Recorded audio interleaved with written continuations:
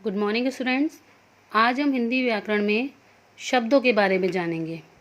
इससे पहले हम आपको वर्ण के बारे में बता चुके हैं, वर्णमाला के बारे में, वर्णमाला के कितने भाग होते हैं, स्वर तथा व्यंजन और स्वर तथा व्यंजनों के भेद, इन सब के बारे में आप जानकारी प्राप्त कर चुके हैं। शब्द देखिए बेटा, प्रत्येक भाषा में बहुत सारे शब्द जो है वो प्रयोग में आते हैं और किसी भाषा में जितने ज़्यादा शब्द होते हैं उसे उसका शब्द भंडार कहा जाता है। तो जो हमारी हिंदी भाषा है उसका शब्द भंडार बहुत ही विशाल है। हिंदी भाषा में संस्कृत के शब्दों का सबसे ज़्यादा मिश्रण देखने को मिलता है और इसके साथ साथ इसमें कुछ विदेशी भाषाओं के शब्दों का भी समावेश है। तो पहले हम जानेंगे शब्द किसे कहते हैं। तो वर्णों के सार्थक समूह को शब्द कहते हैं। वर्ण हमने आपको बताया था, अ आ इ ई उ ए मतलब अ से लेके ग तक ये सारे हमारे वर्ण होते हैं। और वर्णों के सार्थक समूह को, सार्थक से मतलब है बेटा जिसका कोई निश्चित अर्थ हो, ठीक है ना। सार्थक, स मीन्स साथ, अर्थक मीन्स अर्थ के, जिसके साथ का कोई अर्थ मतलब जिसका कोई अर्थ हो, निश्चित अर्थ हो, उसके समूह को क्या कहते हैं? हम शब्द कहते हैं। अब देखिए शब्दों के भेद। तो शब्दों के निम्नलिखित 4 आधारों पर भेद, मतलब उसके 4 आधार बनाए गए हैं। तो पहला है उत्पत्ति के आधार पर, दूसरा है रचना के आधार पर, तीसरा है अर्थ के आधार पर और चौथा है प्रयोग के आधार पर। मतलब ये 4 भाग बांटे गए हैं जिसके आधार पर शब्दों के भेद किए गए हैं। तो पहले हम पढ़ेंगे उत्पत्ति के आधार पर शब्द भेद, मतलब उत्पत्ति के आधार पर शब्द के कितने भेद हैं। उत्पत्ति के आधार पर शब्दों को निम्न भागों में विभाजित किया जाता है। मतलब उत्पत्ति के आधार पर शब्द निम्न भागों में विभाजित किए गए हैं। पहला आता है तत्सम शब्द, दूसरा तद्भव शब्द, देशज शब्द, विदेशज या विदेशी शब्द और संकर शब्द। पहले हम पढ़ेंगे तत्सम शब्द के बारे में। तत्सम शब्द किसे कहते हैं? संस्कृत भाषा के वे मूल शब्द जो हिंदी भाषा में वास्तविक रूप में प्रयोग किए जाते हैं तत्सम शब्द कहलाते हैं। मतलब तत्सम शब्द वे शब्द होते हैं जो संस्कृत भाषा के शब्द हैं और उन्हें जैसा उनका रूप है उसी रूप में हिंदी भाषा में प्रयोग किया जाता है, वे तत्सम शब्द कहलाते हैं। जैसे दुग्ध, घृत, अग्नि, गौ, ग्रह, काष्ठ आदि। देखिए दुग्ध संस्कृत शब्द है, हिंदी में इसे दूध कहा जाता है।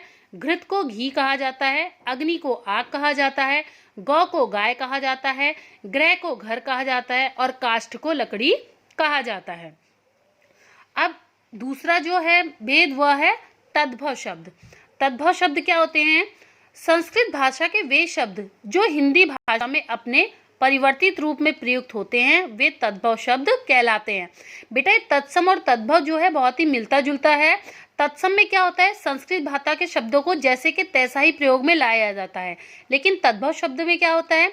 संस्कृत भाषा के शब्द हिंदी भाषा में अपने परिवर्तित रूप में प्रयोग किए जाते हैं। जैसे देखिए यहाँ बता रखा है रात्रि का रात, वधु का बहू, दधी का दही, ग्राम का गांव, कर्ण का कान आदि।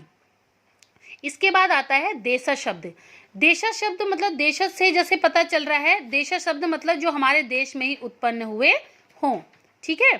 तो जो शब्द क्षेत्रीय या स्थानीय बोलियों के कारण हिंदी भाषा में प्रयोग होने लगे हैं उन्हें देशज शब्द या देशी शब्द कहते हैं। अर्थात वे शब्द जिनकी उत्पत्ति हमारे ही देश में हुई है वे देशज शब्द कहलाते हैं। जैसे लकड़ी, पगड़ी, खिड़की, झोपड़ी, थैला, पिल्ला आदि, ठीक है। इसके बाद आता है हमारा विदेशी या आगत शब्द। आगत शब्द से स्पष्ट होता है जैसे जो दूसरे विदेशी मतलब दूसरी भाषाओं से आया हुआ हो हमारे देश में। विदेशी मीन्स विदेश का, दूसरी जगह का, और आगत मीन्स आया हुआ, ठीक है। तो जो शब्द विदेशी भाषाओं से आकर हिंदी भाषा में प्रयोग होने लगे हैं उन्हें हम विदेशी शब्द कहते हैं। जैसे डॉक्टर, जमाना, कानून, पॉलिसी आदि। अब देखिए बेटा हिंदी भाषा में कुछ महत्वपूर्ण विदेशी शब्द हैं। वो शब्द कौन कौन से हैं आइए उनके बारे में जानते हैं।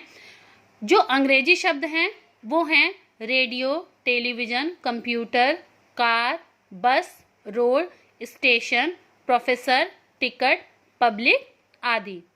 कुछ अरबी शब्दों का प्रयोग हुआ है वो हैं तारीख, तमाशा, आदमी, इज्जत, ईमानदार, फकीर, मजबूर, मशहूर, फैसला आदि। कुछ फारसी शब्द भी देखने को मिलते हैं, आतिशबाजी, आवारा, जोश, गिरफ्तार, गुलाब, चश्मा, दुकान, तनख्वाह आदि। कुछ पुर्तगाली शब्द भी हैं, ऑलपिन, कमीज, साबुन, गमला, मेज, बाल्टी, चाबी, तौलिया आदि। यूनानी शब्द टेलीफोन, टेलीग्राम, डेल्टा आदि। अब आता है हमारा संकर शब्द। हमने तत्सम शब्द के बारे में जाना, तद्भव शब्द, देशज शब्द और विदेशी शब्द। उसके बाद आता है हमारा संकर शब्द। जब दो विभिन्न भाषाओं के शब्द के मेल से एक नया शब्द बनता है तो उसको हम क्या कहते हैं? संकर शब्द कहते हैं, ठीक है। और हिंदी में अनेक संकर शब्दों का प्रयोग किया जाता है। जैसे देखिए, उदाहरण से समझिए, रेल अंग्रेजी शब्द है और गाड़ी हिंदी शब्द है, और इन दो भाषाओं के मेल से एक नया शब्द बना रेलगाड़ी।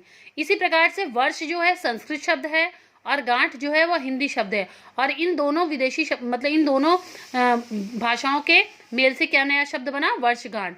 पान हमारा हिंदी शब्द है, दान हमारा फारसी शब्द है, और इन दो भाषाओं के मेल से बना नया शब्द पानदान। तो आशा करती हूँ कि सभी को उत्पत्ति के आधार पर जो शब्द भेद हैं उनके बारे में अच्छे से जानकारी मिल गई होगी, सबको अच्छे से समझ में आया होगा। आज का आपका अभ्यास कार्य है, आप इन प्रश्नों के उत्तर अपनी कॉपी में लिखेंगे। शब्द किसे कहते हैं? दूसरा प्रश्न है, शब्द के कितने भेद हैं, उनके नाम बताइए। तीसरा प्रश्न आप लिखेंगे, उत्पत्ति के आधार पर शब्दों को कितने भागों में विभाजित किया गया है, वो आप विस्तार पूर्वक लिखेंगे। कल हम आपको भाषा के शब्दों की जो उत्पत्ति हुई है उसके आधार पर हमने आपको बता चुके हैं भेदों के बारे में। कल हम रचना के आधार पर और अर्थ के आधार पर आपको शब्दों के भेद बताएंगे।